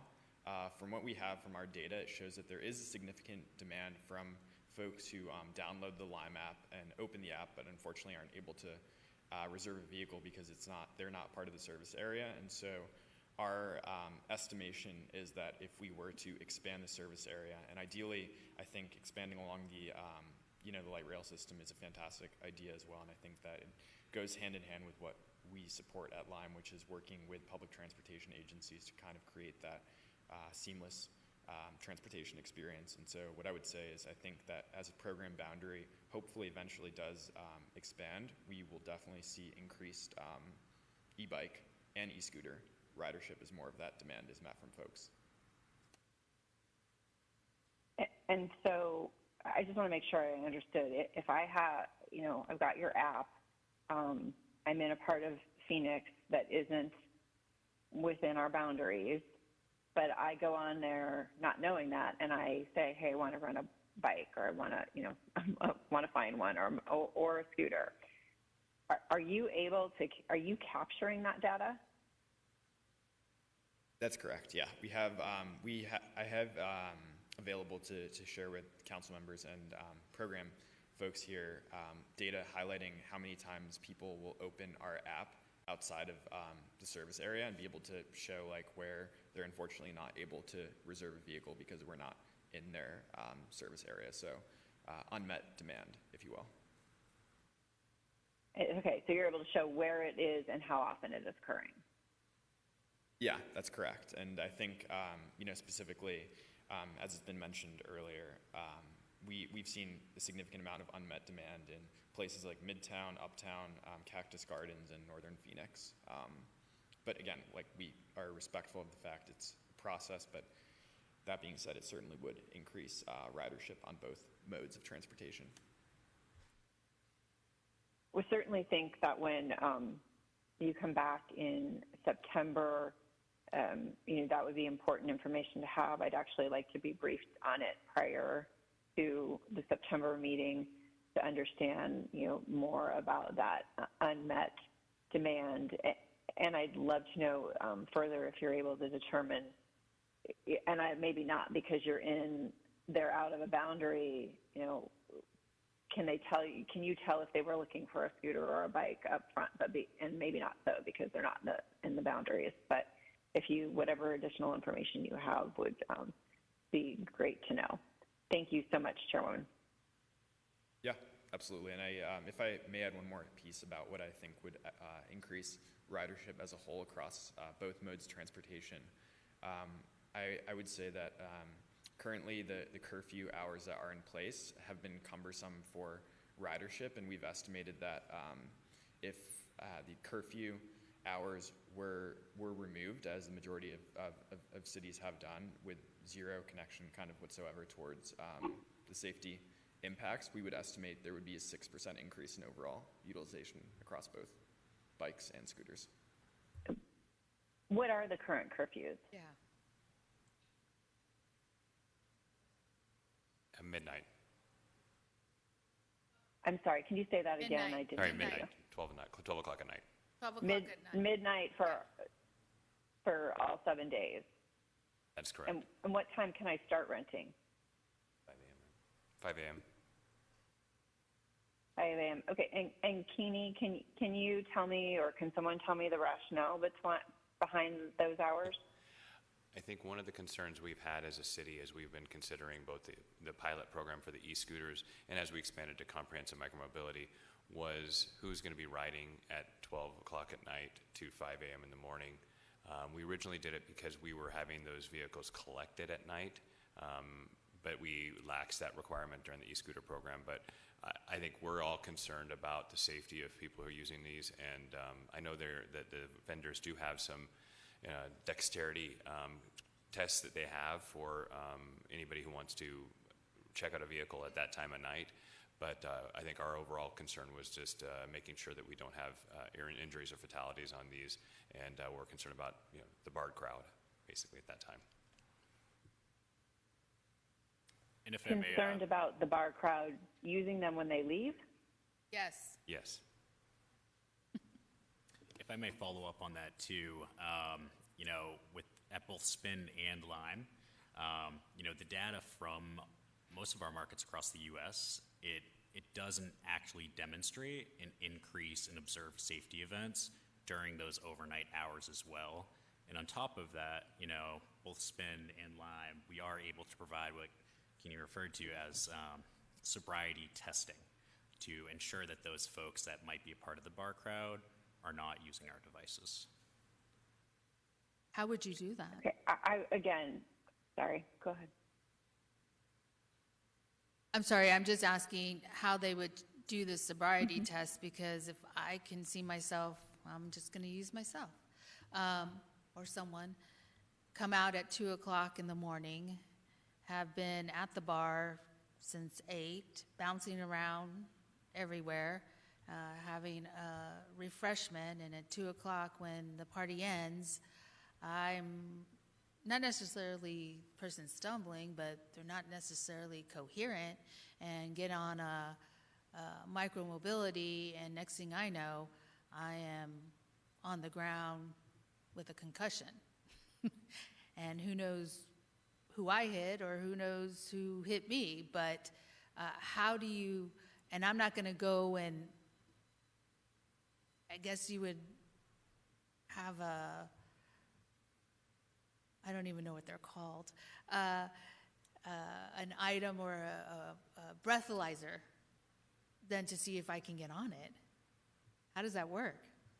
Yeah, so it's not an actual device on the scooter. When we say sobriety test, it's all in-app, and it's based on cognitive function and how well, or poorly for that matter, a user responds to a series of tests they're given in the app.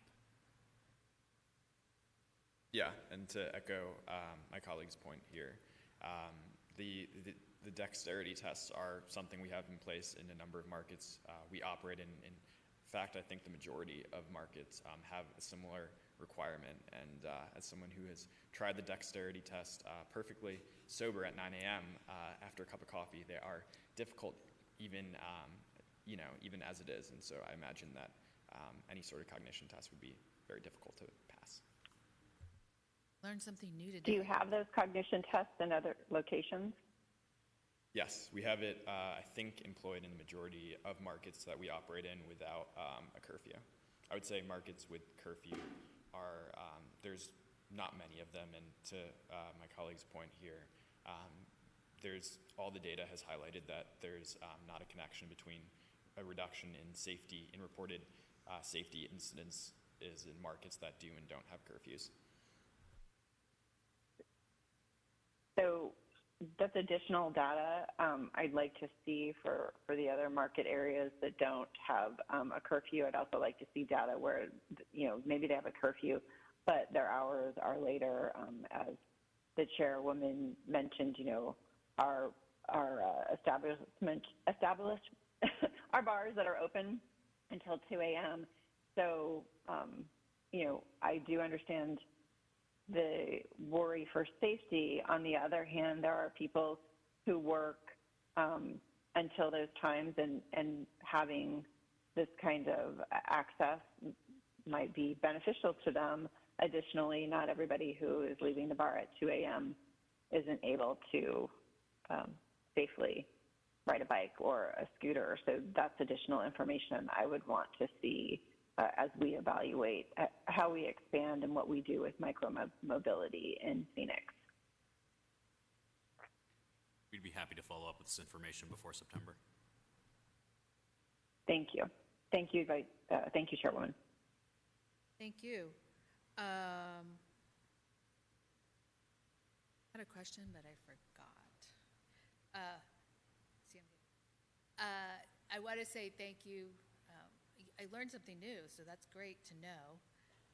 I'm going to now have somebody play with the app and see if they can or cannot get the micromobility, the scooter, or whatever it is that we're going to try to attempt to do. I'm just curious now to see. I understand the curfew. We're being cautious, but I understand the lifting of the curfew too. Because even during the timeline in between the curfew, I have seen people come out of areas or establishments, get on one of them, and have no clue of what they're doing. And I then experienced somebody driving in front of me, and luckily I'm paying attention, and could have been hit. And it's happened to me several times in this particular zone. And so that's my concern. My concern really in all of this is safety and the liability. At the end of the day, we may sign off on Spin and Lime and the city of saying there's no liability, but in the end there will be a liability. And so that's I think of bigger picture and safety, but people want it, and then our stats will show we need to pull this back. So it's just a balance and transition. So I really appreciate that you guys are here and explaining it, and look forward to all the data and conversation and the pilot and of expansion into other areas. So thank you. Any other questions? All right. Final topic. Item 7, updated Central Business District expansion options. Chairwoman and members of the subcommittee, we have coming to the table Christine Mackey, our Community and Economic Development Director, Zandon Keating, Deputy Community and Economic Development Director. Staff was before you on June 13th, so earlier this morning, and provided a detailed presentation then, and so they're coming forward today based on the feedback that they received from you to provide their recommendation. And I'll turn it over to Ms. Mackey. Thank you. So Chris, can you I think it's due to time, and we've gone through this, could we just look at the map or the differences of the map, or yeah? Madam Chair, happy to do that. I'll turn it over to Zandon Keating, and he'll flip through it really quickly to just get to the map page. We'll do our little clickies, and away we'll go. Yes, Madam Chair, members of the subcommittee. So this is the option that is a modified, we're calling it the modified option B, based off of the comments from the subcommittee 2 weeks ago. The general boundaries are 23rd Avenue to 7th Street, and then Broadway to Thomas Road. If the subcommittee would like to move forward with this particular map, then we would spend the summer really just fine pointing those lines exactly where those are, put it onto a GIS map, and then take it out to the community to make sure the community is aware of what's happening and gather any feedback that we hear from them as well. Okay, can I ask where those two blue little tails are? You see, I don't know, it's right on Grand Avenue. I think that's a reference to that's part of the downtown redevelopment area, and those are kind of the one to the left is in the Oakland neighborhood. The Okay. one to the right is in the Triangle neighborhood. When we went through the process to recertify the boundaries to the downtown redevelopment area, we purposely left Grand Avenue out of that just because we didn't want to give the impression of driving investment and kind of changing the character along Grand Avenue. Got it. I just was like, what is that? All right. I think we're all, any comments? I think, first off, I appreciate you guys coming back so often so that we could fine tune this, but I think it captures what we wanted to see, and I'm very excited about it, so thank you. I know this was a lot of work because we kept fine tuning, but I like this option. Thank you. Councilwoman O'Brien, you have anything?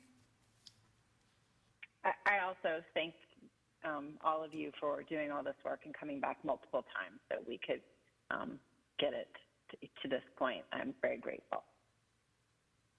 Madam Chair, members of the subcommittee, I think what it's proven, though, is that working together, I think we've come up with a great option that's going to really benefit Phoenix in the future of our redevelopment. So we appreciate all your time and attention to this. All right. Well, thank you. A motion.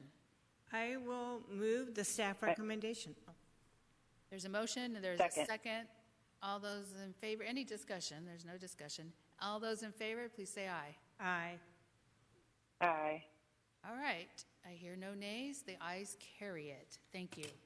I do want to end this meeting with thanking all the staff who come and present, but also who man and do the things that in order for us to make the magic work and the behind the scenes for supporting this subcommittee, and appreciate all the work that you have done and doing. I know at times it can be difficult, especially when we're under a lot of different pressures, but want to say thank you for supporting this subcommittee. So appreciate you and are grateful. Thank you. End of the meeting.